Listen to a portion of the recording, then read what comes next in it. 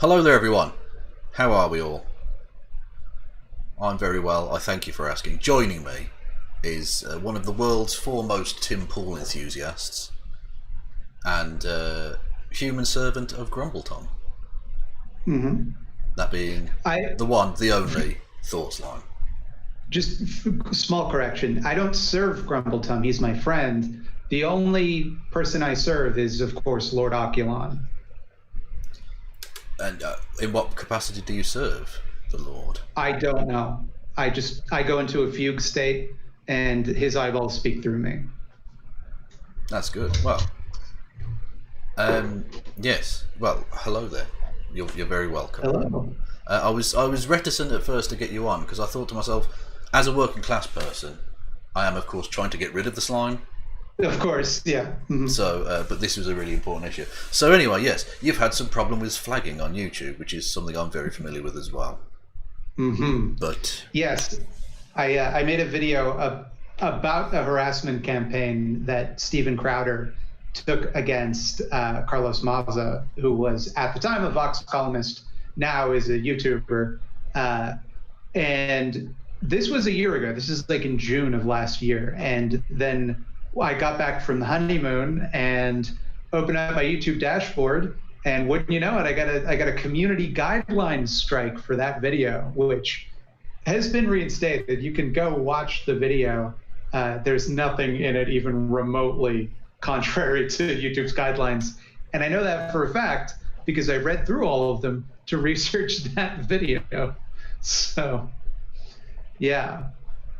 It was kind of ironic because it was a video about how YouTube kind of fails to address these issues.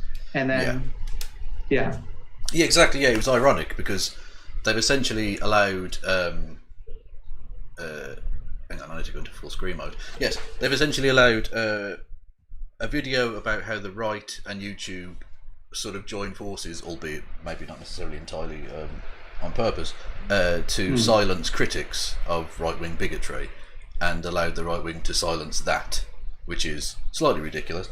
And like I say, even though you've got your video back, a lot of people, including myself, mirrored it. So go and like all of the mirrors and all of that as well, and subscribe, of course, to the Great Thoughts Line, who does much better content than the shit I produce. Anyway, and anyone else who mirrored it as well, like yeah, exactly, absolutely, yeah. One of the things I like about when this happens is it's a great excuse for people to kind of come together in solidarity, and it's kind of a great example of like how I think the left should fight. Is like I don't know a way to put this, but like together, like in a phalanx, like an internet phalanx type of situation. Yeah, solidarity. Like the comparison might seem slightly odd, but it's like any sort of struggle. The one thing that people in power fear is people together acting, which is like a really basic way of describing socialism, I suppose. But yeah, basically solidarity works. You know, they can't silence every one of us. Although, of course, they have silenced poor Riley Grace Marshall. And that's bizarre, right? Yeah. Because I appealed this. They didn't tell me that they accepted my appeal. They just put the video back up. I didn't get an email or anything. When Riley appealed it, they denied the appeal. Like that's ridiculous. It's the same video. Like if anything shows how arbitrary this process is, it's that two creators at different like subscriber levels both appeal the same strike on the same video. One of them gets it accepted, one of them gets it denied. Like that's ridiculous. Yeah, clearly they didn't, because you can always tell when they've actually had a human being look at the video, because they take a couple of days. You know, human beings are, unlike you and I, of course, fallible, and they take a while. Whereas they, within a couple of hours, got back to Riley and said that, and by the way, go and check out Riley on YouTube and Twitch. She's absolutely fucking amazing.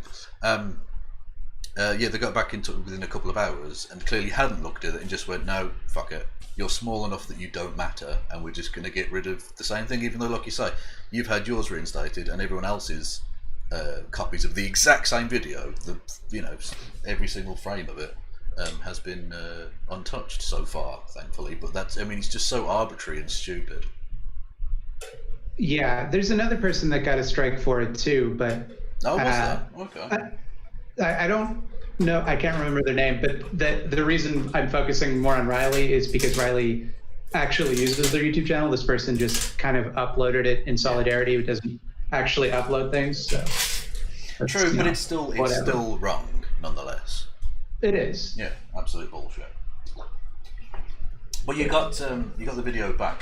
But so would you like to outline briefly what the video was, what the basic point of it was, and how therefore it's ironic that this happened in the first place? The basic idea of the video was using the case study of Steven Crowder basically cyberbullying Carlos Maza like for years. That it was in response to a take that I was seeing on Reddit where people were saying, oh, well, if you support Steven Crowder getting punished for this, then you're handing over the reins of censorship to big tech companies. And my argument is that, no, they already have that power, and we have to like constantly badger them to use it responsibly, because if we don't, they'll just use it however they want, and that will not be within our interests. So like, in an ideal world, we would be able to take that power back from them. But until then, we have to like fight them and make it like really inconvenient for them if they want to do something that just is for their bottom line, but is dangerous to their user base. So, for example, Steven Crowder, he got temporarily demonetized on YouTube. And this led to like this huge uproar. Like Ted Cruz spoke about this on Fox News. Like this is how big a deal this was. And yeah, the soon to be Supreme Court judge potentially. I mean, wow. What? Yeah, didn't you see that Trump had put out a list of potential future picks if he gets to select another Supreme Court judge, and Ted Cruz was one of them. No. Yeah, which is fucking tragic for the entire world, but especially America, I suppose. Yeah, Jesus. Wow. Okay. So that's thrown you. See, curveball. Lovely. Yeah, that put me in the dark place. So Ted Cruz spoke up about this case. It became news. So YouTube's response was they demonetized Steven Crowder's channel until he removed some of the offensive videos, and then they reinstated it. Meanwhile, he was also like advertising on his videos a shirt that was it had a picture of Che Guevara, and he's doing a little limp wrist like this, and it says "Socialism is for," and there's a slur that they've cleverly concealed with a fig where the A would be.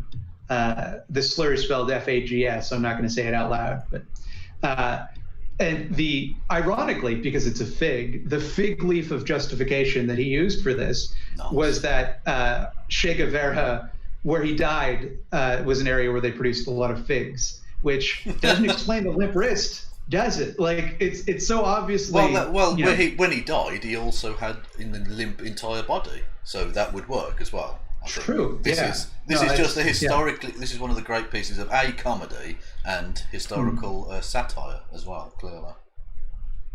And so he was advertising these on his YouTube videos, including like, and I'm not exaggerating, in the video he shows like a picture of it as a onesie for a baby. So like, here's YouTube saying, oh, we don't allow hate speech on our platform, and letting someone advertise that they're selling a hate speech onesie for babies. Like, well, I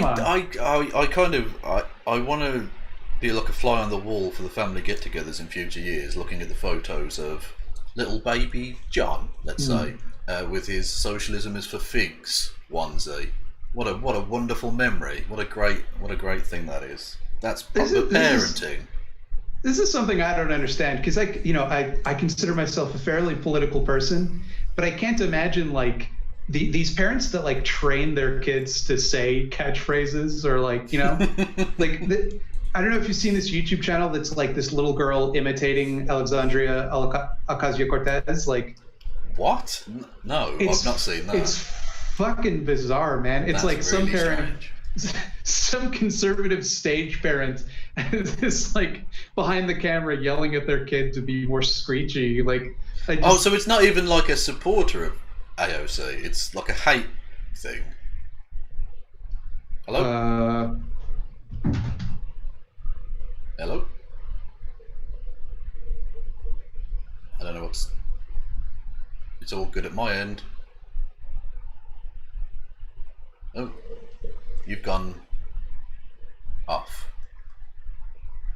Okay, I'm not sure what's going on with Thoughtslime. Oh, hang on. Yeah, he's gone mute and disappeared. Which is... I don't know what's... maybe something's happening. Yeah, maybe it is a YouTube strike. Maybe Stephen Crowder's come after the stream. I don't know. Hello, Riley, Grace, Roshang in the chat. We were talking about you. And by the way, you're more than welcome to pop on if you want to talk about your issues with this as well. Yeah, I don't know what's happening with Thoughtslime. Maybe there's been some sort of... Hang on. I want to get back in. There we go.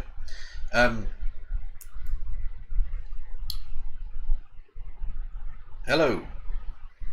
Sorry about that. My computer went into sleep mode, which I would think that Zoom would make it not do that, but...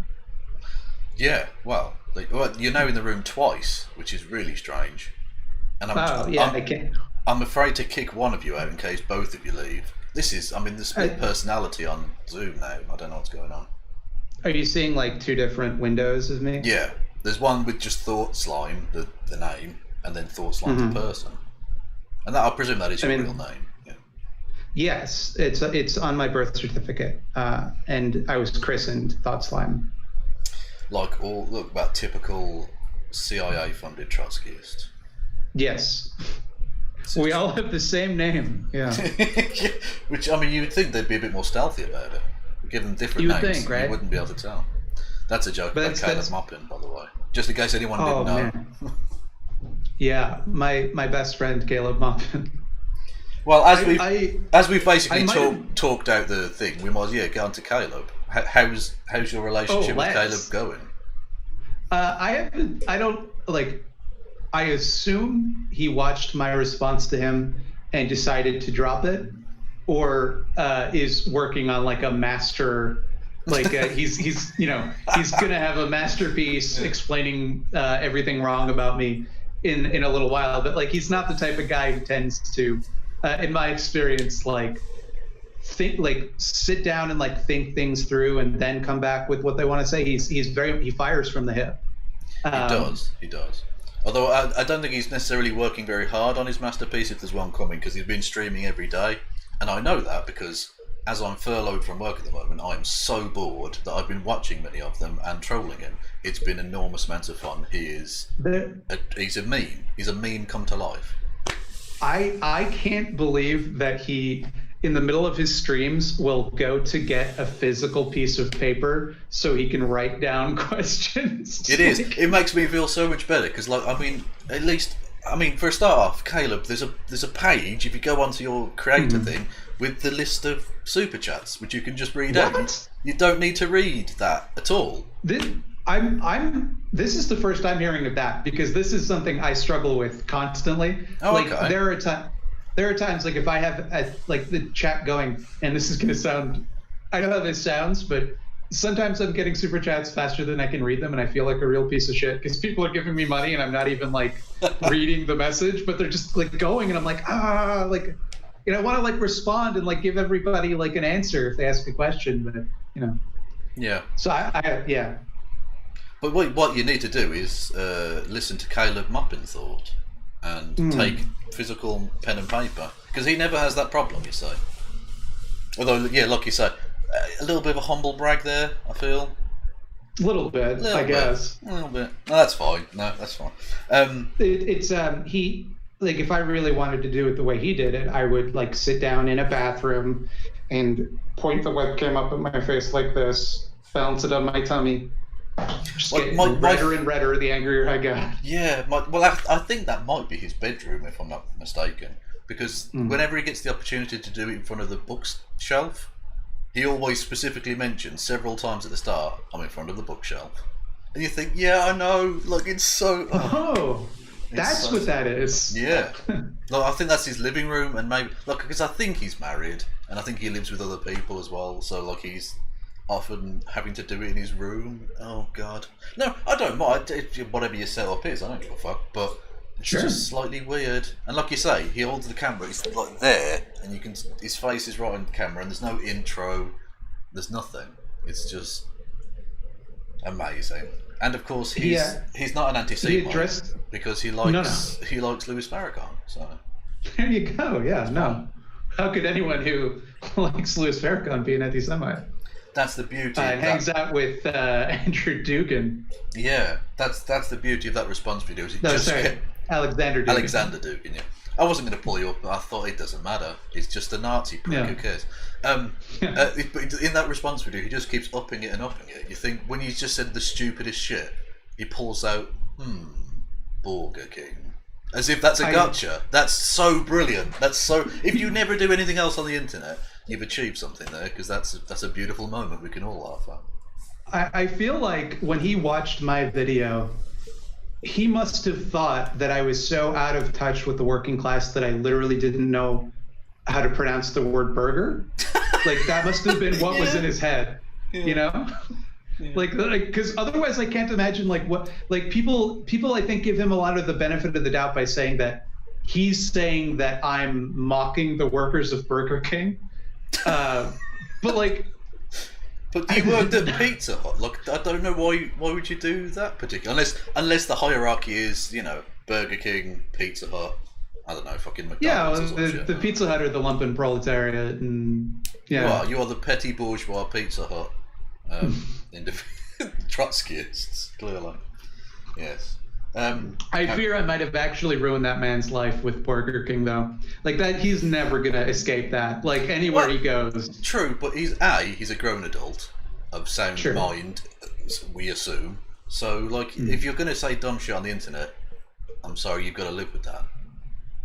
Yeah, yes. But I feel like that moment is such, his boomer brain is incapable of understanding why that's funny.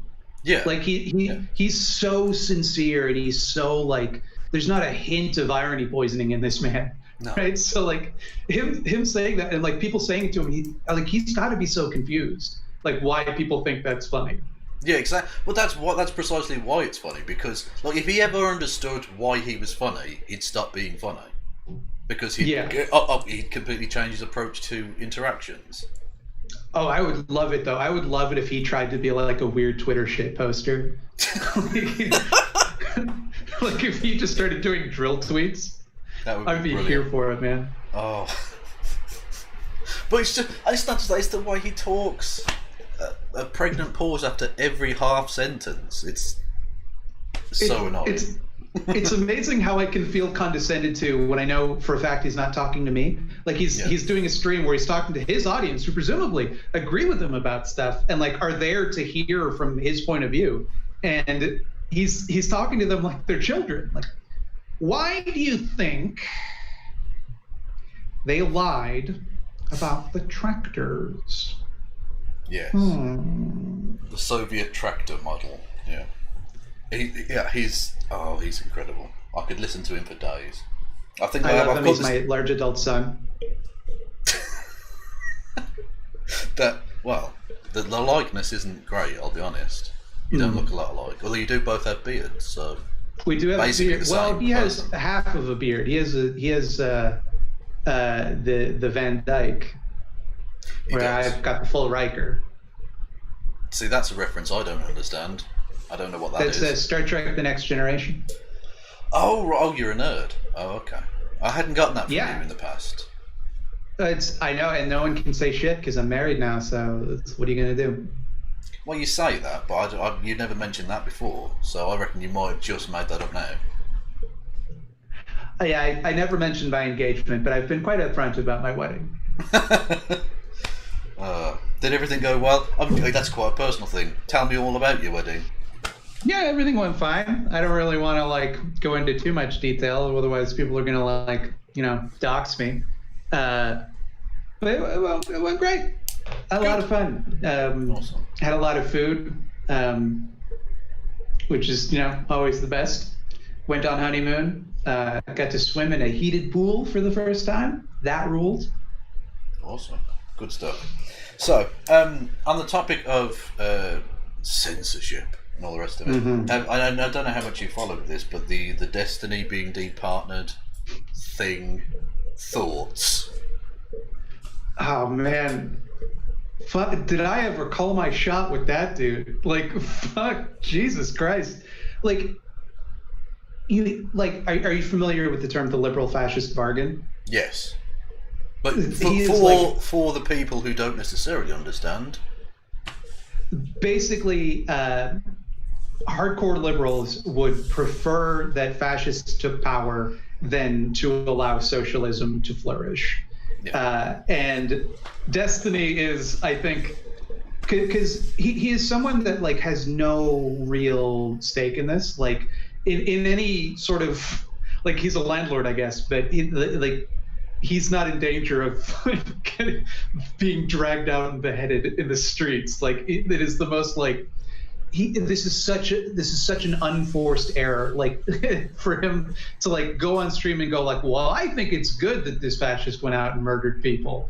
Nobody made him do that. Like, it's so strange. But he made a lot of friends on the left. Like, I had him on my show a long time ago now. Sure. By debating Nazis and doing pretty well with it. And you think, okay, that's good. Like, you need that kind of popular centrist people to like take that shit on, and that's awesome. Sure.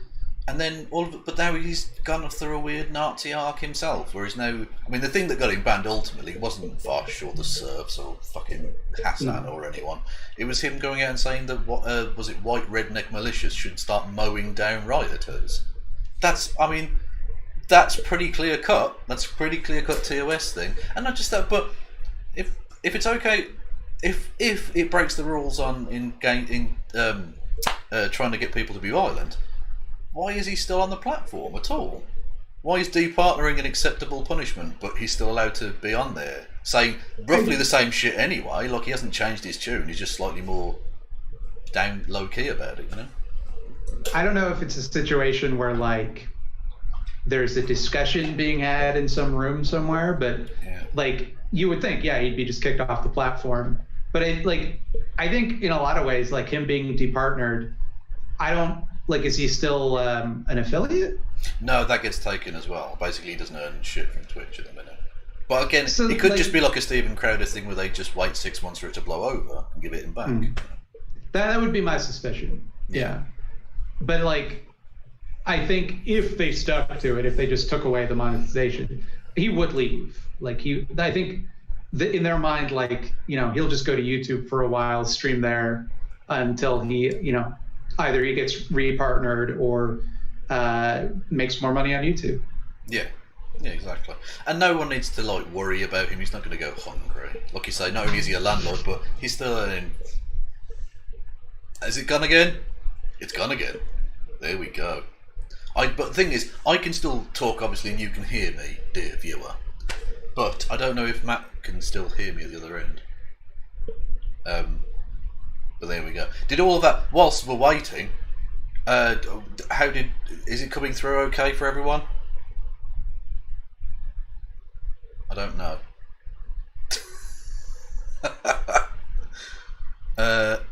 Poor Matt. Yeah, is it coming through on everywhere, on Twitter and Twitch and all of that shit? Hang on a second. Where are we? Admit. There we go. Anyway, level seemed fine. It's good. It's doing well on YouTube. Awesome. This is unbelievable. I can't believe that my computer went to sleep again. That's fine. That's absolutely fine. Nothing. Usually it's me alone scuffing the stream, so it's quite nice to have a partner in crime. It's someone you can pin it on. Although, of course, the slime did no crime, as we know. True. Which I'll be honest, makes me question you, because I thought the whole point of leftism was to be gay and to do crimes. Yeah, I do have a sticker on my laptop that says "Be gay, do crimes," which was tough to explain when I went through computer school. because people were like, "Are you gay?" And I was like, "Well, that's a complicated question that I don't feel like answering to you, fellow student." Yeah. But and they're like, "Well, why would you want people to do crimes?" And I'm like, "Look, I got some videos to show you." Well, I can only imagine that you've upped your quotient of being gay in order to compensate for the lack of crimes currently. Yeah, again, like it's what goes on. Like, don't combine the two, but Yeah. or do, I don't know. Well, depending on the country you live in. Well, exactly. Yeah. Or you don't necessarily have to be totally gay. You could just sort of camp it up while robbing a bank. It's kind of a mixture, and that's definitely a Minecraft thing. And I'm not encouraging people to actually steal from banks. We're good, one of the classic banks that they have in Minecraft. I don't play it. I don't know. It's just a thing that people say because I skirt lines because I'm an idiot. Anyway, so yes, so you regularly stream with the Surfs as well, which is very enjoyable. I do enjoy. Yeah, we like to pick on the Tim Pool variety hour. What is the Timcast? Timcast IRL usually, I think, isn't it? Yeah. I always give it a better name than he gave it. Yeah. Timcast is not, No. That's not. But he does have. It's not anything. Do we? I'm not entirely sure the beanie isn't a part of him now. I think it's like the Venom symbiote. I think if you it can be removed with a high-pitched sound or fire, but I don't think you could just pull it off of his head. I think it's symbiotic at this point. I think they both rely on each other for sustenance. It whispers to him his dark secrets. Oh god! So were you surprised?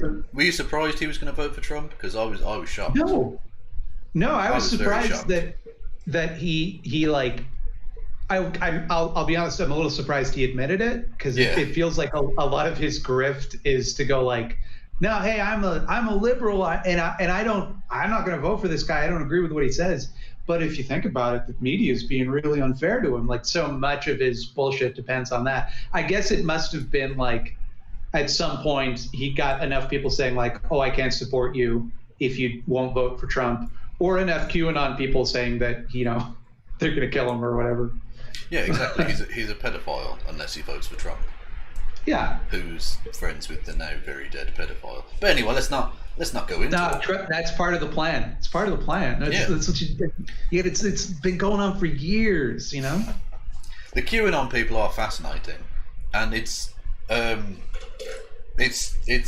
really interesting to see the fact that a lot of people, especially centrist people, seem to think that. I mean, I personally, I don't know how you feel on like electoralism or voting or whatever, but regardless of what happens, those people aren't just going to go away.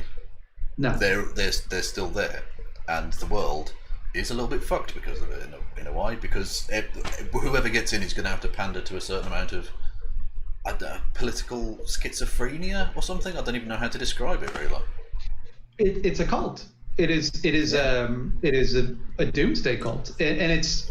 Like, if Trump wins and doesn't start arresting people, they're gonna go nuts. If Biden wins, they'll still go nuts. Like it's just, it feels like it's a no-win scenario, and we're just gonna have to live with that. And there's no talking them out of it. It's a cult. Yeah, absolutely. And that's actually the worst thing. If they do spark off some sort of race war, the worst element of that is Tim Pool will have been right.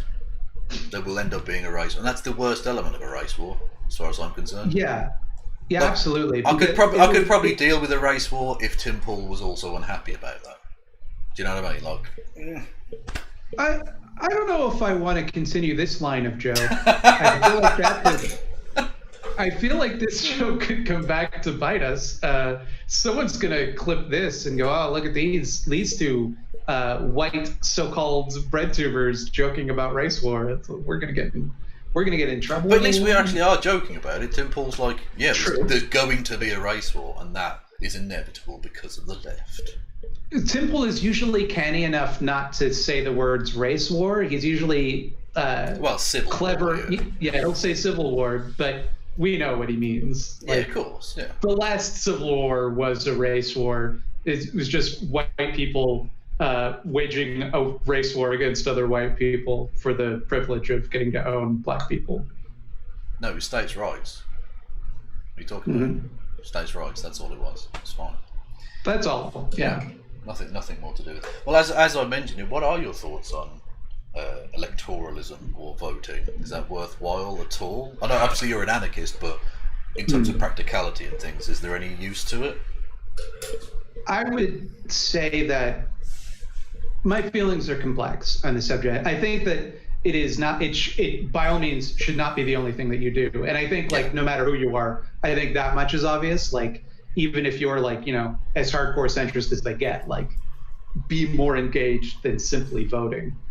I think that like, I don't judge people if for whatever reason they can't stomach voting for Joe Biden. But I think all things being equal, it is probably better that he gets elected than Trump continues to be president. Yeah. So like, yeah, if you know, please do vote for him. But like, it's also like I'm not going to be, you know, Mr. Rock the vote, because ultimately, A, I think his campaign is kind of doomed, and B, I don't think he's like, he's obviously better. I think people wildly overestimate the degree to which he is better. Why do you say his campaign is doomed? I feel like best case scenario is he ekes out a narrow victory that is contested by the Trump campaign, and then they capitulate because the Democratic Party has no teeth whatsoever and will just acquiesce to whatever the right wants. And I know that like if you look at the polls, Biden's like way ahead. And this might be magical thinking. Like I could be completely wrong here, but it feels like exactly a repeat of 2016, right? It feels like exactly they work all like I remember 538 had like the graphic where it was Trump on one side and Hillary on the other, and the blue bar was like way over in Hillary's direction. Like, you know, they were calling it like 9 out of 10 at one point. And I think that if like Trump's really pushing this phony vaccine, I think if that starts getting out to people like before election time, that could be a huge win for him, even if it's, you know, nonsense, which it likely would be. And I just feel like we're all in for a nasty surprise. Like and it's 2020. Anything that could go wrong has gone wrong. And so I don't know, maybe I'm cynical, but I'm not holding out hope that Trump's going to be defeated, and certainly not holding out hope that he would be defeated to a degree that his base would accept. Yeah, well, I think that's guaranteed, because either he loses relatively narrowly, like within the margin, not necessarily margin of error, because, you know, whatever, but close enough where you could realistically claim, like, well, 100,000 dead people voted, because he claim like 4 million or something ridiculous. Or he loses by such a huge amount, which seems unlikely, but let's just say the polling currently is correct, that they'll say, well, it's definitely fixed then, because there's no way he would have lost by that much, so clearly they must have done. And it's, like you say, that's the kind of cult element to it, that there'll be no convincing them either way. And I think also there's a tendency among people to think that, like, because Trump is so unpopular, that he will be easily defeated. But what I think people don't really grasp, especially people on the center and on the left, is that the people who do support Trump are like unbelievably engaged. Like they will turn out to vote. Yeah. You know, if you're a Trump supporter, you will show up to vote for Trump. Whereas, you know, like I don't think Joe Biden is inspiring that same level of support. I think not Trump is inspiring a lot of support. Like people are like, I want to vote to get Trump out of here. Yeah. And there are definitely people that support Joe Biden and think like Joe Biden's the right choice and feel that passionately about him. But I don't think there's as many as feel that way about Trump. No, exactly, yeah. Well, I heard some people really rather stupidly saying, well, maybe the Trump vote will be worried about going to the polls, because if you look at it, most Trump supporters are going to go to the polls rather than doing it via mail, whereas for Biden it's like the other way around, because of the COVID threat. And I thought to myself, a QAnon person would drink a pint of COVID-infected saliva to vote for him. They don't care. There's no interest. Like, that's such pie in the sky nonsense. They won't even wear a mask. And if you live and die by Trump's word, then all he has to say is, "Oh no, it's fine. The polls are fine. You're not going to get COVID there." Well, did you hear the dopey bastard going on about the wildfires? And it's like, well, it'll get colder soon. What? Yeah. Are you fucking? What? Are you 7? What is wrong with your brain?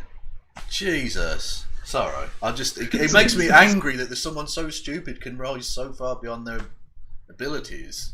Like, he's so obviously out of his depth. But, He's the voice of America, though. That is how most people think of it. Like, they would just rather think, oh, it's going to get cold soon. It's fine. And if someone in authority just tells them that, gives them the excuse to think that, they'll just go, oh, okay. Well, they do it every year. They'll say, like, oh, it's snowing, therefore global warming is rubbish. No, who said it was going to stop snowing forever? It's the middle of December. Yeah, it's going to fucking snow. Like, the political cartoon with the guy shoveling out his driveway going, I'm just shoveling out 10 feet of global warming. There's like a Tumblr you can visit called If Global Warming, Why Cold? That is just collections of like dozens of political cartoonists who have all made the same joke. Yeah. But that's the thing. Like you said, a lot of America believes dumb shit like that. And it's partly, it's education, obviously, but I was reading a thing, it was a New York Times article, which, I know, but with people in the Midwest, they were interviewing people in Ohio, going on about Trump was reducing the overall amount of US national debt. And I was like, it's ballooned. He's a massive tax cut for the rich and another $700 billion on top of the already ridiculous fucking amount of money for the military. It's ballooned in size. But they just believe this thing, so it must be true. I think like a lot of people put this down to just people being dumb, but I don't think that's what's happening. I think it's more to do with like, on an issue like this, like I'm not a global warming scientist, like I don't know shit. I have to listen to experts, right? Yeah. So I trust the authority of scientists, but if you like trust the authority of the president, everyone has to trust somebody, right? Everybody has to rely on somebody looking into this. And if you are inclined to believe what the president says, you're just going to believe that, right? And like, who wouldn't want to think that global warming is not a problem? Who wouldn't prefer to think that like, oh, it's just going to go away, Well, exactly, yeah. It's the comforting lie that America wants. It's the American dream in like pure distilled form. It's a fake version of reality, which ultimately doesn't help anything particularly. Which is phenomenally dangerous, especially, look, it wasn't so bad when it was just America fucking itself to a degree, but now the rest of the world is boiling. So could we stop, maybe? I think the unique thing that I think Trump has done in American politics is that before Trump, every politician had to have like a reason for their lies. Like they would lie. They still lie just as much, if not more, but they would like cite some study, or they'd have like some think tank or some policy institute that would, back them up. Whereas Trump will just say whatever the fuck he wants and people will believe it. And it's unnecessary. Look, the unnecessary nature of it all. Like, lying for a specific public policy goal makes sense in a Machiavellian way, right?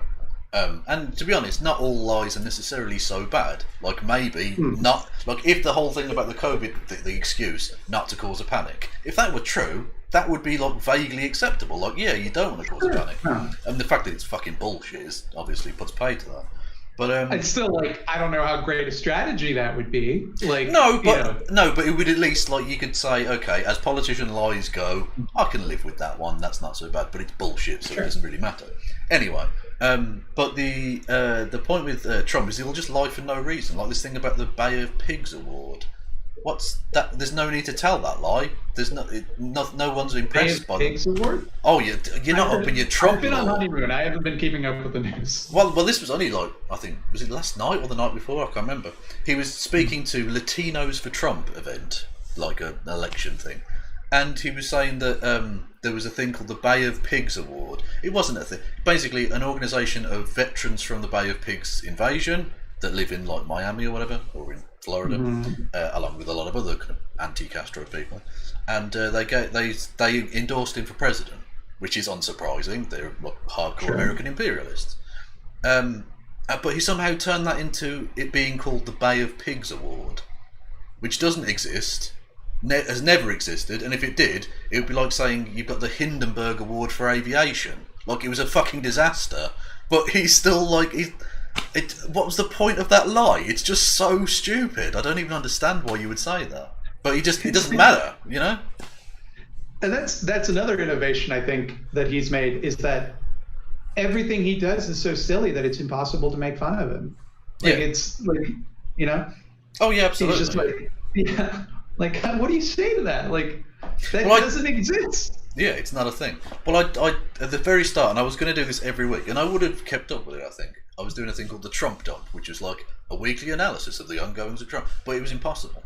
Because it's just so rapid fire, such bullshit after bullshit, that I'd start like I was going to release them on Friday, the episode, so I'd have to have the scripting done by like Thursday afternoon, and then film and record and edit and all that shit.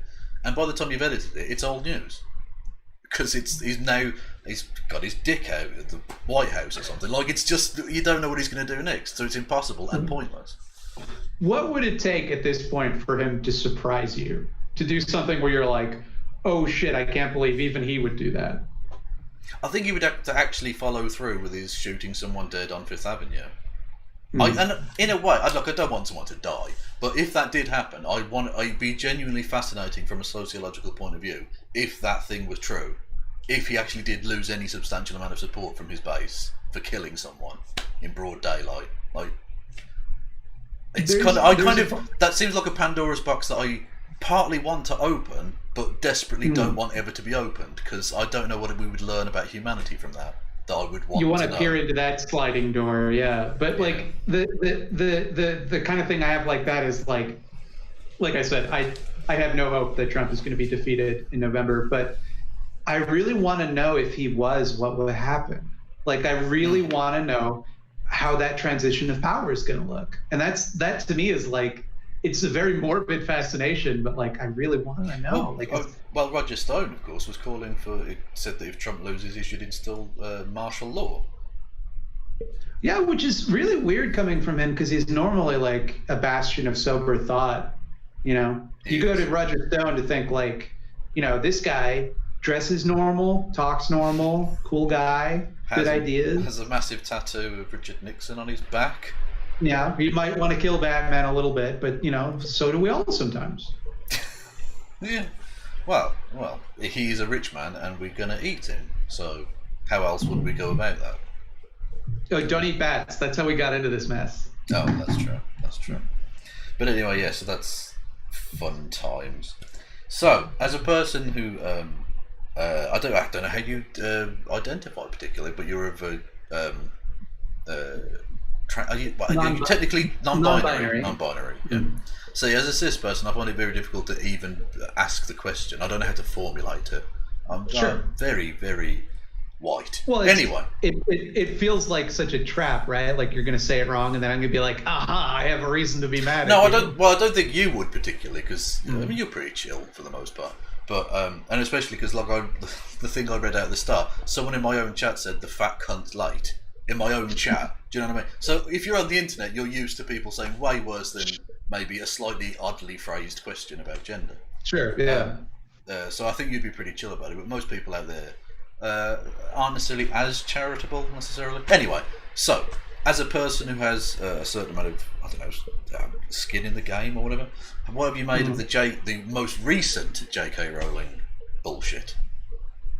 It's you know, and I'm sorry to keep using this phrase, but it's such an unforced error. Yeah. Like, and not only is it, I think everybody's focusing on how transphobic it is. It's also like wildly Islamophobic. Like, the idea that like men are dressing in burqas to go commit crimes is like a conservative child fever dream. Like, it is. I don't know, like, it's only because she has more money than God that she's able to write that, and an editor wouldn't go like, hey, don't do that. nobody wants you to do that. Like, yeah, exactly. She's famous enough and rich enough that A, she can just publish it herself if no one else wanted to, and B, it'll sell because it's got Robert Galbraith. And I didn't realise, and I assume this is legit, or assume this is intentional on her part. You know, Robert Galbraith, the name she writes under as a dude for that series, that's named after the inventor of modern conversion therapy. Yeah, which is pretty cool stuff. I didn't even know that. I just thought that was like a random name. That I thought that was at least the one innocent part of the story, but even that is disgusting. The fuck? Well, and it's also like she talks about like making it as a woman in the industry. Now she's doing all of this to protect women, and also she goes under the pen name J.K. Rowling so that people would be more likely to assume she is a man, and uses a male pen name when writing these other books. Like, are you really blazing a path for women in the industry? Because it seems like at this point you could pretty safely go by Joanne Karen Rowling. I'm assuming the K stands for Karen. I don't know what the K stands for, but it's like it's in my head now, so I'm going to say it. Do you know the writer Jerome K. Jerome? No. No, well, he did Three Men in a Boat. It was a very famous Victorian novel. Anyway, that K stood for Klapka. That's a thing Klapka? I know, so I'm just saying it. It's out there now. Anyway, yeah, so maybe it's that. It's probably not that. Anyway. I've heard people say that her name is Jaren Karen Rowling. Yeah, that works. That works for me. But yeah, so yeah, she's written this. For those who don't know, she's written a new book. Oh, it's done again. Yeah. Okay. Well, I'll explain for those who don't know. Yeah, she's written a new book in her series, which is a secret detective thing, which I haven't read because it's shit. I'm not interested in that. Anyway, and yeah, in it, a cis man who's a serial killer dresses up in a burqa or some shit to sneak into women's spaces and kill women, which is which is pretty fucked. Oh, I thought you were gone, so I was explaining the basic thing. Oh, well, there you go. It happened again. Yeah. So yeah, that's a thing. But maybe she's just doing the Islamophobia element of it to balance out the anti-Semitic Hobbit thing from the Magic Kid stories, you know. Because if you do a bit of Islamophobia and anti-Semitism, I think that cancels it out, doesn't it? I think. Yeah, there's the key to peace in the Middle East is just be racist. Yeah, what we need is more racism in the Middle East. That's the thing, is everybody has tried to solve the problem by encouraging less racism, but nobody's thought, let's just do more and see what happens. You know? Well, it's such a bizarre situation. Like, you obviously you want nations in that region to get on, but the fact that these other countries are now, because Trump wants Israel to get whatever Israel wants, they're now signing these agreements of peace with Israel, but it's not coming from a good place. They just want to buy American weapons. So it's actually really bad. And I'm sat there thinking to myself, oh wow, there's like a peace treaty in the Middle East, and I think it's shit. Why is this good? What 2020 is so strange. I don't know how to compute that in my mind, but it's true. Very odd. It's like, yeah. Deal with that hot potato, Matt. Go for it.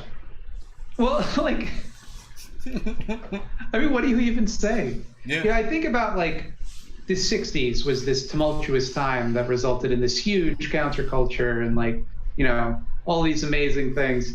And like, we've gone through 10 1960s in this year alone. Like it's like 2020 is has to be the most tumultuous year of my lifetime. Like, well, that was it's probably the most tumultuous year since like World War II ended.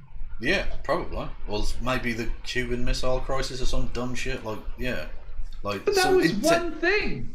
Well, true, but it was nearly the end of the world. One thing. Yeah, so but pretty do you remember, intense. like, you know. Do you remember in early January of 2020 when North Korea did a nuclear test and that almost started a second Cold War? Like, yeah, remember that? Yeah, exactly. Well, actually, that's one of the worst elements of the Trump defense that people are putting up, especially people on the left who are being silly on this one about Trump. Well, he hasn't started a new war. Well, yeah, but he's done everything he can to like provoke Iran. He's tried to overthrow Venezuela. He said he was going to, literally on Twitter, he said he was going to destroy North Korea, a nation of 20 million people. I'm sorry, this is not like an anti-imperialist, peaceful dude we're dealing with. It's also like America's got a lot of wars happening right now. I don't know if like he definitely wants to start another war. Yeah, desperately. The Soleimani killing, fuck Soleimani. I'm not going to defend him for a second. Sure, yeah. But that was clearly that's the killing of a foreign military attaché in another nation, which is an ally. So you're bombing an ally for a start off, killing their civilians in a fucking airport. That's obviously a provocation, which I think Iran would have been perfectly within their rights to react to. And the fact that they didn't is enormously to their credit, actually, because that's really fucked up. He's desperately tried to start wars. He started a couple of trade wars. Started a couple of trade wars as well, which have definitely helped the world economy at a time when we didn't need help. It's fine. Everything's wonderful. We don't Everything's need going great. Yeah. So we agreed Trump is bad. We've agreed that much, I think. Let's not get political. Exactly. Oh well, that's. I'm not trying to get political here. I mean, I don't know if you're a sports person in any sense, but the NFL kicked off this week, and to see them, they've actually They had they linked arms at one of the games. They didn't even kneel for the anthem or anything. Not that would be a problem, but they just linked arms in unity, white and black players, and the crowd in Kansas booed them for that. And I heard someone being interviewed saying, well, we wouldn't want it to be political. They had a military flyover. What do you mean you don't want it to get political? Do they sing the national anthem before each fucking game? What are you... It's my PragerU video where they were going about, let's not get politics into sport. They've got a fucking Olympic Games, they've got a medal table with nations ranked based upon success. What more do you also, like... in a world where this is all everyone is talking about it, the choice to ignore it and not acknowledge it is still a political thing. It's a lie, right? They don't care that it's political. They just don't like that it's not what they want. It's not their politics. Yeah. Well, exactly. Ben Shapiro, going about he can't just enjoy the baseball anymore. There's all this politics. And like I say, they have a sarcastically large American flag on the pitch before the game. They have the national anthem. They're going to let the president throw out the first pitch of the game? Yeah, exactly. Yeah. They have military appreciation days, literally. And it's one of the few things I think that Ron Paul ever did that was worthwhile. He was part of the team that put the Freedom of Information request and the thing out about the amount of money that the US military had paid the National Football League, the NFL, to literally have military appreciation days at each of the 32 grounds during the course of the year. Public taxpayers' money had been spent by the military to do military propaganda at sporting events. But we wouldn't want it to get political. We wouldn't want the blacks asking for rights and not to be killed and stuff. Fucking hell. Yeah. Now that being said, I'm done with sports this year because the Raptors got defeated in Game 7, so there's no point. I won't say I massively celebrated that as a Boston Celtics fan, but maybe I did. Just saying. And I won't say eat my entire ass, but yeah. Well, they are. I've always said that they're my local team, technically. They are the closest. They're the most easternly. I believe so, yes. So they are my local team. There's just a gigantic ocean between us. That's all. Anyway, so enough sport. No one cares. No one watches either of our channels for sporting content. Let's be honest. That's why I don't talk about it very often. But. So the joke I made in my video about the Christie Pitts baseball riot, where it's hey, sports fans, I know you come here for sports analysis because of my athletic physique, and then the camera zooms out a little, and I'm eating a bag of Doritos. Yeah. Well, that's how I do sport as well. Look, any idiot can play on a field, okay? I play basketball of the mind. I mean, I skateboard, so that's something. I can't be bothered with that. That's still standing, I feel like that's too much energy, too much effort. Well, it is actually a lot of exercise. Yeah, exactly. Well, yeah, you have to it doesn't have an engine. You have to propel it. Yes. So, what are you working on? What projects have you got going forward?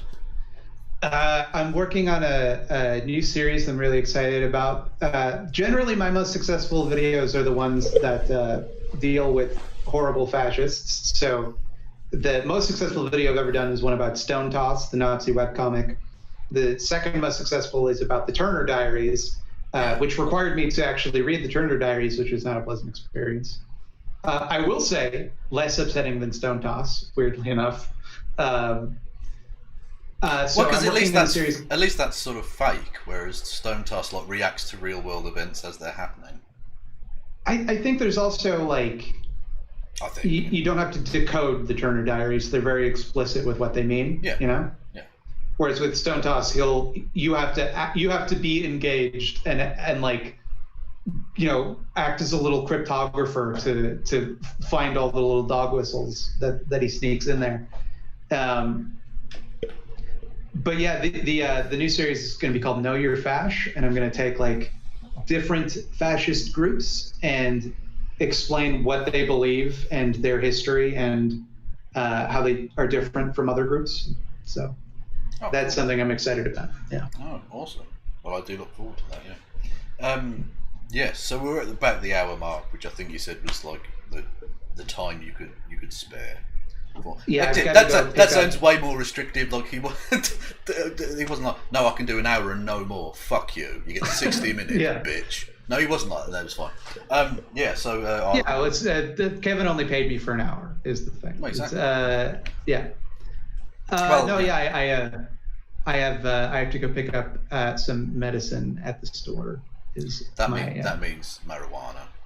Definitely. No, I have plenty of marijuana. I have my vape pen right here, buddy. Like I'm good. It's legal here. I can get it wherever I want, baby. No one. It's not even a terms of service violation. It's perfectly legal. I can smoke as much pot as I want. I can get high and drive a car if I want to. Just kidding. Don't have a driver's license. Just kidding. It's illegal either way. Yeah. Yeah. For terms of service reasons, Minecraft.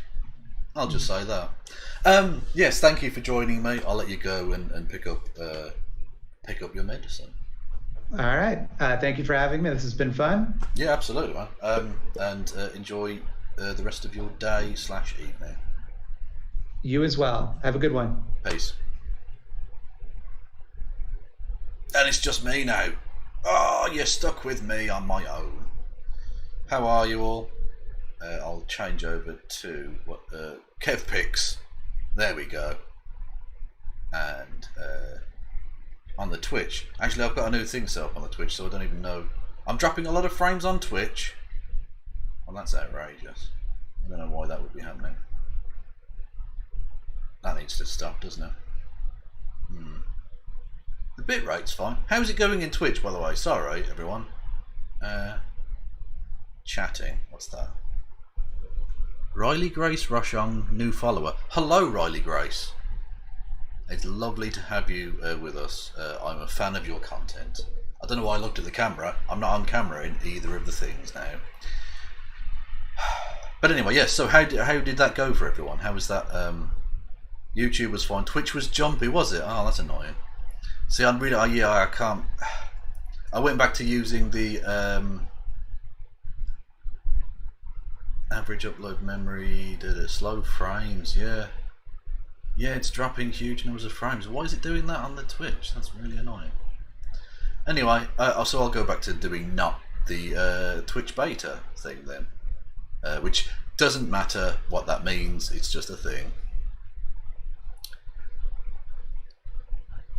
Kev on his own closes browser. Yeah, fair enough. Yeah, go and follow Riley. She's awesome. Yeah. So how are we all anyway? I don't really have anything planned for this part. If you've got questions, things you want me to talk about, I will take those now.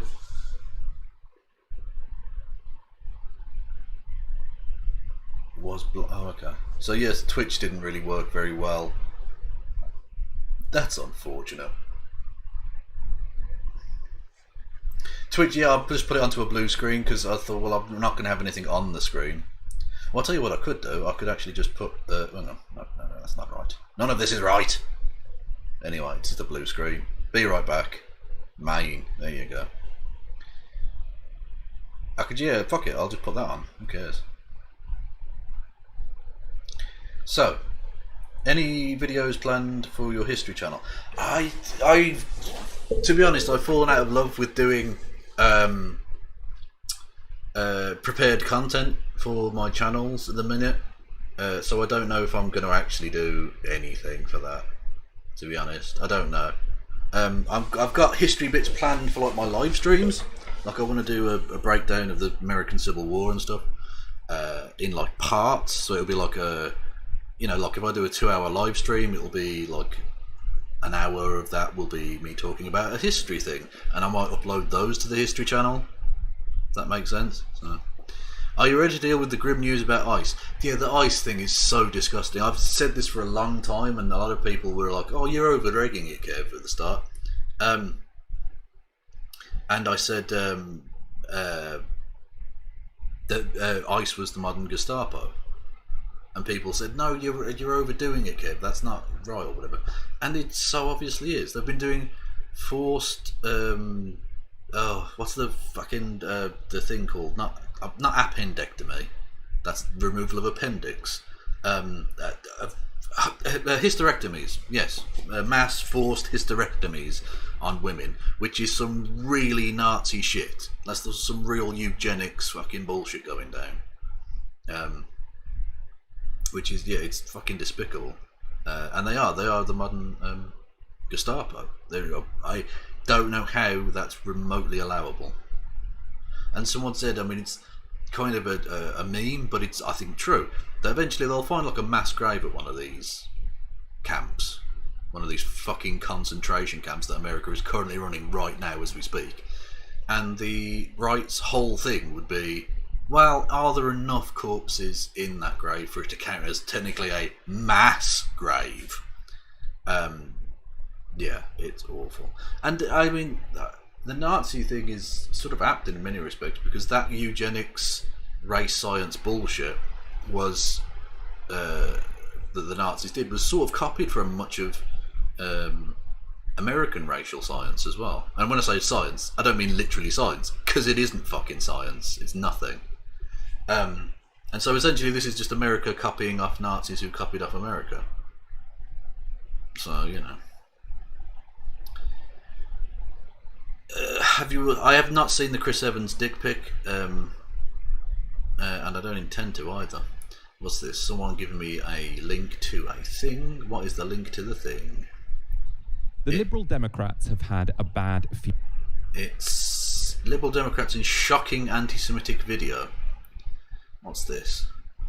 I'll give this a play. Fuck it, we'll watch this. Few months from believing Jo Swinson could become Prime Minister to Jo Swinson losing her seat. The party now languish with only 12 MPs in Parliament and at 6% in opinion polls. And this weekend, it got worse. So they were forced to suspend a candidate to be the mayor of London, the Lib Dem candidate, or someone who was a prospective Lib Dem candidate for the mayoralty of London, after an anti-Semitic video of her emerged. We're going to show you that in one moment. First of all, some background. So this is the now ex-candidate in question. It's Geeta Sidhu Rob. She's a millionaire health food entrepreneur who recently held the position of vice chair of the People's Vote campaign. Right. So you can see how she would become a prospective mayoral candidate for the party if she's come straight from the People's Vote.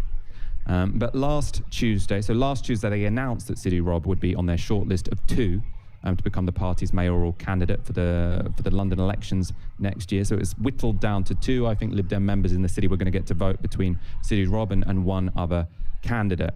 Now, her shortlisting originally caused controversy because of comments that Sidhu Rob had made on the Channel 5 show Rich Home, Poor Home. Remember, this woman's a millionaire. Let's go to an article in Politics Home, which sort of gives us some background as to what she had said on that Channel 5 show. Right. So, in October last year, Miss Sidhu Rob appeared on Channel 5 reality show Rich House, Poor House, where she swapped her 7 million... I can't put but for some reason the camera won't... Oh, there we go, hang on. No, but I don't want that. I don't want the fucking camera. Hang on, one's gonna jump to YouTube. Yeah. Okay, well, I'm just gonna finish this on Twitch then. Bye, Twitch. Well, I'll set up a proper thing for Twitch next time. It's alright. In stream. Boom. Yeah. Anyway. So, I'm trying to get my video to go on the fucking thing. Logitech. There we go. Boom. Lovely stuff. Anyway, yes. This is from Navarra Media, and it's about anti-Semitism and that. £1 London home for a 2-bedroom flat in a community housing project in Lambeth. During her appearance, the former vice chair of the People's Vote campaign said staying at the top of the council tower block was her idea of hell on earth, and described leaving the safety of Chelsea as an edgy experience. The Lib Dem hopeful was also filmed alongside a friend struggling to use a can opener and saying she did not want to drink tap water. So far, so Lib Dem. And I presume there were many at the top of the EU flag-waving party who were nonplussed as to why anyone think it would be problematic to put someone forward as a candidate for London mayor who had said such things about living on a council estate. However, a second video would be harder to ignore. So this is a clip from a BBC documentary called Campaign Confessions. It followed candidates in the 1997 election, one of whom was Sidhu Rob. She was then standing as a Conservative candidate for Blackburn. Actually, I should give you also a content warning. There is racism in this video, very explicit racism. In Blackburn, the message from one Labour van prompts decisive action from Geeta Sidhu. Hello. The Labour Party is going around with a microphone at the moment, saying she's against Islam. She's not Muslim, she's not one of us. Don't vote for her because she's against Islam. And this is making it racist, it's making it personal, particularly considering the fact that my husband actually is Muslim. So we're just going to pull the gloves off. I'm going to get a car and walk around to drive through town telling everybody Jack Straw's a Jew. Whoa. Whoa, whoa, that's fucking Christ. Okay. Let's see if she follows through on that threat. The Muslim going to vote for someone who's Jewish. That's it. That's what happened, and that's what we're going to do about it. Yodi ko vote mat do, Jack Straw Yodi hai. Labour ko vote dena hai, Yodi ko vote dena hai. Yodi Musliman ke dushman hai. Yodi ko vote mat do. Saat mein khane mein, safed kagaz mein, saat mein khane mein nishan lagao. Yodi ko vote mat. I didn't want racism and bigotry to play a part in it. Fucking hell. Fucking hell. That is shit. Yeah, that's mad. Fucking hell.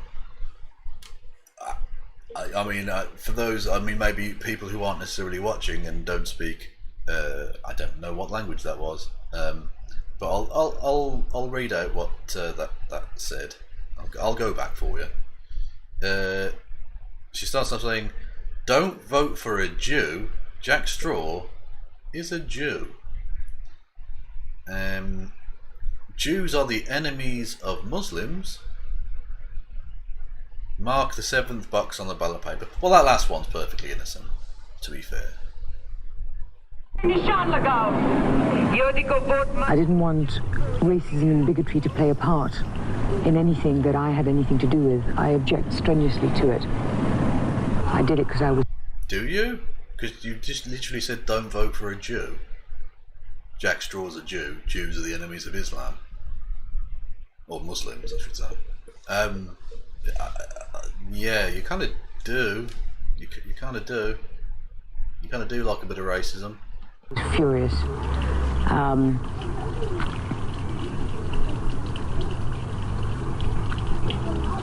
So, I must admit, I wish I hadn't done it. Yeah, fucking bet you do. Jesus. Wow. That's, yeah, that's very bad. But thank you for showing me that, whoever sent me that on Twitch. Although, if they were just watching on Twitch and not on YouTube, I don't know what the fuck they were talking about. But anyway. Yes. So. Yeah. Sorry. Did we have any questions, by the way? Anyway, I don't know if anyone. I don't. All I had planned was just to talk to Dortzline for an hour, so I don't know what's going on with that. I was wrong. Yeah. I shouldn't have done it no apologies. But yeah, exactly. Yeah, that's not an apology in remotely, is it? And not just that, but you can't just go around saying don't vote for a Jew. Fucking hell. It's all very Caleb mopping. How big would someone's dick have to be before it affected their health?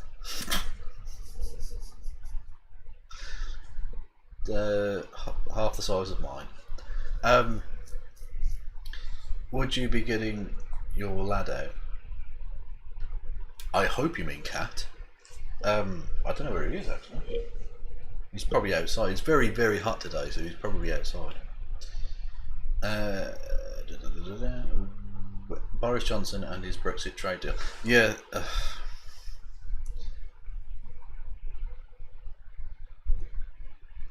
Slow clap at Kevin. Why are people slow clapping? I don't know. What have I done wrong? I don't know. But anyway, yeah, the trade deal, the British trade deal. It's amazing. They basically voted to break the law that they passed. I don't know why this is on the screen now. This doesn't need to be on the screen, does it? Wasn't there a press Johnson did?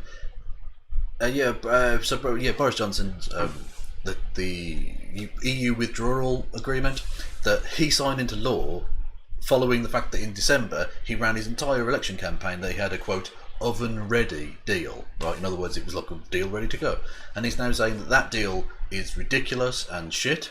And so there needs to be a new thing to like protect British jobs and stuff. I know. I'll take that off the screen. It doesn't need to be on the screen. It doesn't need to be on the fucking screen. Anyway. Yes. So the British government have voted to break the law. Look, they literally stood up in Parliament and said, "Yeah, it breaks the law, but in a limited and specific way." To which the obvious reply is, "Well, what law could you break in an unspecific, vague, and infinite way exactly?" And not just that, but would it be okay for the people that the government are going to and have in the days since this, or whatever, or the days since this, imprisoned people for breaking laws? Would it be okay for the defendant in those cases to say, well, yeah, I did murder them, but I murdered them in a specific and limited sense. I didn't murder all of the people, did I? So that's fine. You're allowed to break the laws as long as it's specific and finite, which is ridiculous. And then it's like they're trolling us. Boris Johnson said when he did a press conference thing where he was going on about crime and law and order. Motherfucker, you just admitted to breaking the law. Look, what the fuck? What is wrong with you? Jesus. Anyway, so yeah.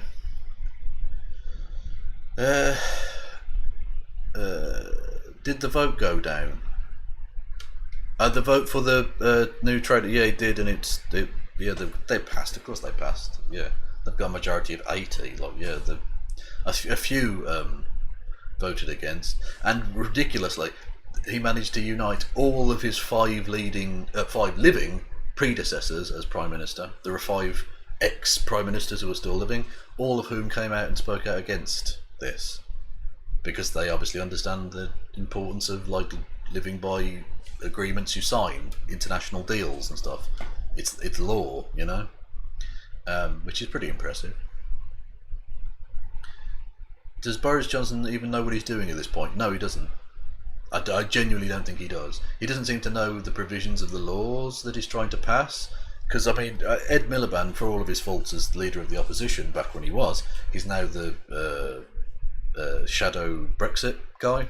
And he spoke really well, actually, in the Parliament yesterday. I watched that. He spoke really well, because he obviously is on top of his brief. Like, he knows the situation. He knows what's going on there. And has completely eviscerated Johnson in front of Johnson. Johnson was sat on the opposite bench, obviously, in Parliament, and Johnson didn't seem to know anything about this. He didn't seem to know the details of the law he was proposing because he hasn't read it. Dominic Cummings and his team wrote it clearly. He hasn't read it. Johnson, he's very Trumpian in the sense that he wants the power of being prime minister. He wants the prestige He wants like all the trappings of it. He wants the kudos of being Prime Minister without actually having to do anything, without actually having to put in the effort to bother doing it, which is pretty shit. Like he's fucking bad at this. And again, he's very Trumpian. He's so far out of his depth. He's been elevated so far beyond his abilities just because he comes from a rich man's balls / rich woman's ovaries. That's it. He's from a rich family. And like Donald Trump, he's from New York. That's not a joke for any Americans watching. In Britain, there's no geographic limit on where you have to be from, because there just isn't. Yeah. And actually, it's like the least objectionable part about Boris Johnson's backstory, that he's an immigrant.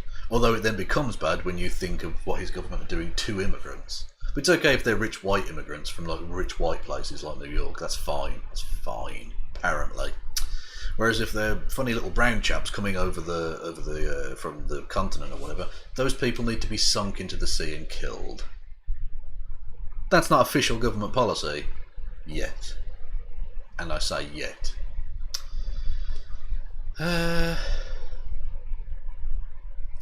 What was the most deranged debate with a TERF you had?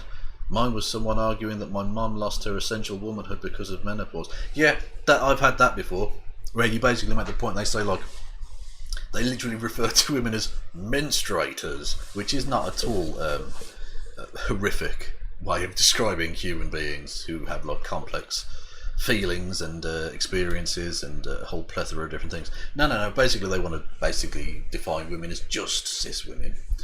So they're menstruators. They menstruate. Now, when you then point out to them, well, what about women who have problems with menstruation and don't like have it traditionally, or get past the menopause and therefore don't menstruate anymore? To which most of them go, well, obviously there's caveats to it. At which point you can then like actually say, well, yeah, trans people are a caveat to that, obviously, or trans women specifically in this instance. And so it's fucking nonsense for them to disagree. But occasionally they do. Occasionally you'll find a real fucking an absolute. I was about to say a gem, but I mean more a kind of nugget of peanut in a turd, frankly. Of some of them who will literally say, yeah, they're not women anymore. Which I don't know how misogynist you have to be like, well, if you're old, you cease being a woman. What the fuck? Yeah, so I've definitely had that experience with them. They're interesting. And it's still my favourite piece of nonsense ever that you have Glinner,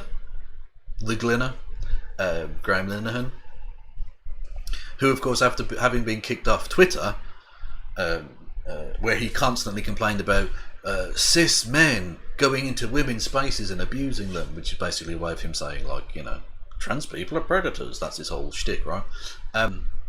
Then him being a trans man, a cis man going into a woman's space, i.e. in that instance, Mumsnet, which is like for those outside of the UK, it's like a fucking rabid transphobia, and like even I've seen some QAnon shit going down there.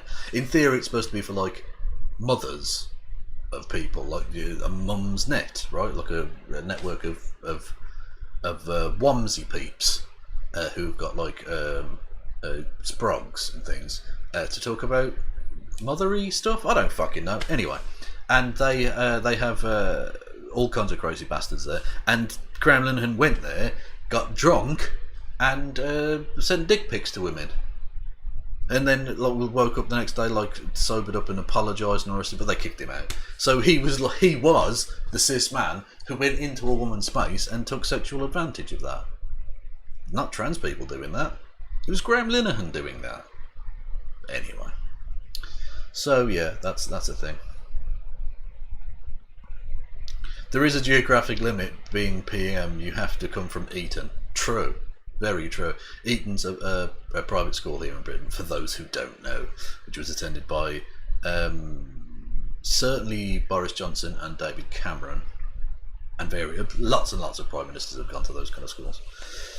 What are your thoughts on Johnson's determination to remove our human rights? Obviously a Cummings agenda item. Yeah, that's...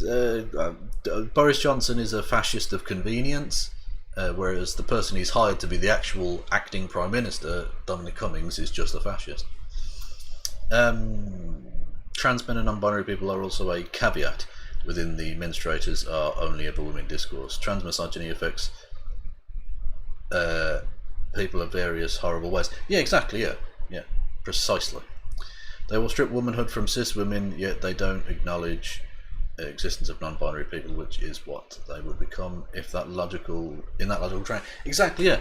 The fact that a cis woman like Caster Semenya has been thrown under the bus by TERF trash, and these people are fucking trash.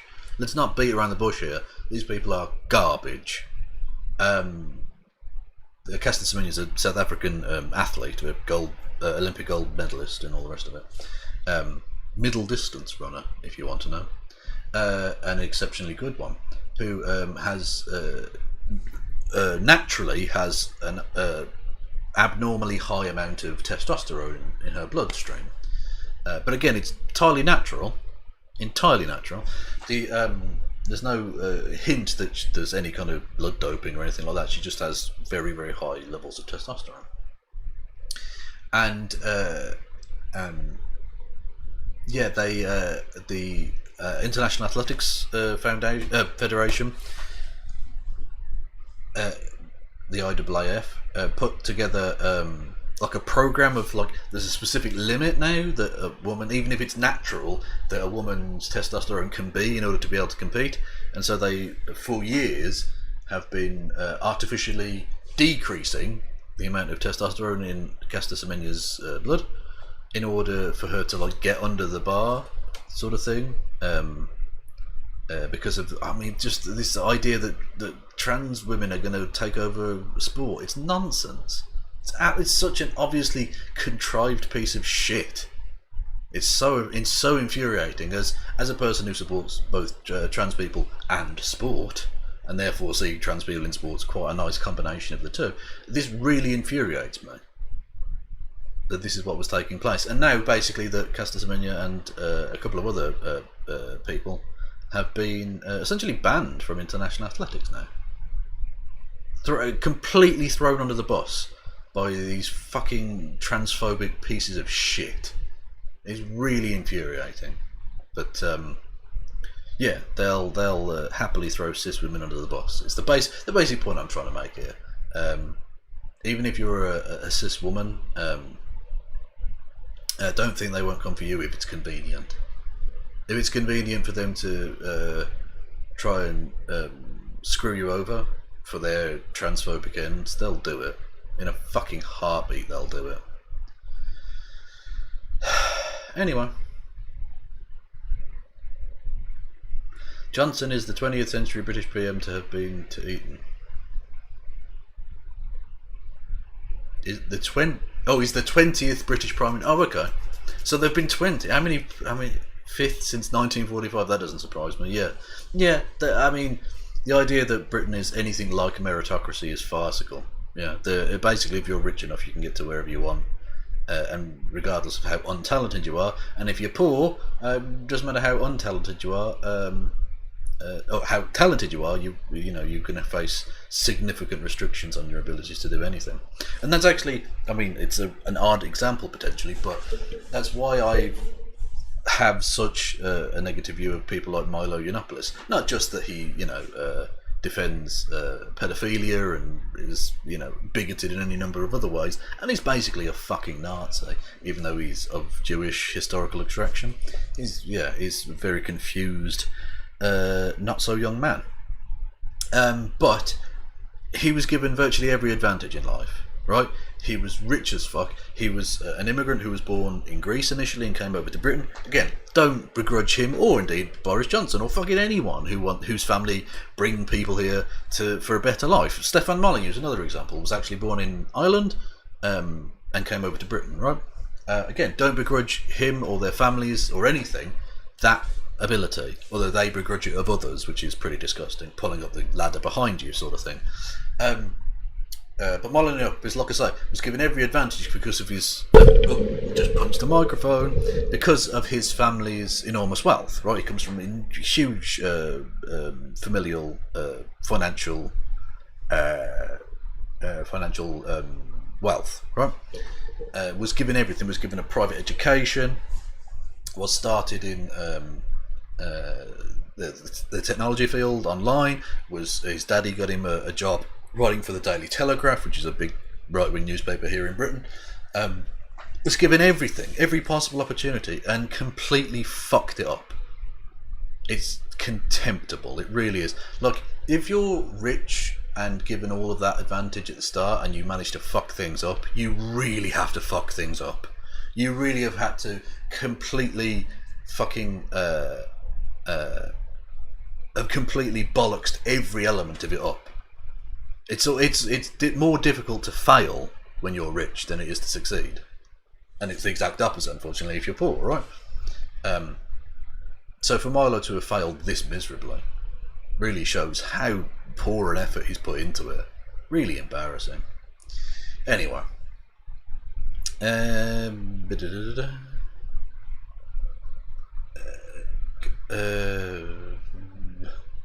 I don't know, the Chernobyl thing, I don't know what you're talking about, sorry.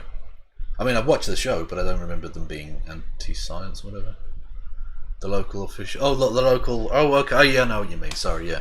Yeah, I mean, it's, to be fair, it's like a dramatisation though, isn't it? They're not, I think they're just setting up a juxtaposition between, like, the local people who, and to be fair, they did fuck it up in the initial response, albeit they're not necessarily anti-science or whatever. Yeah.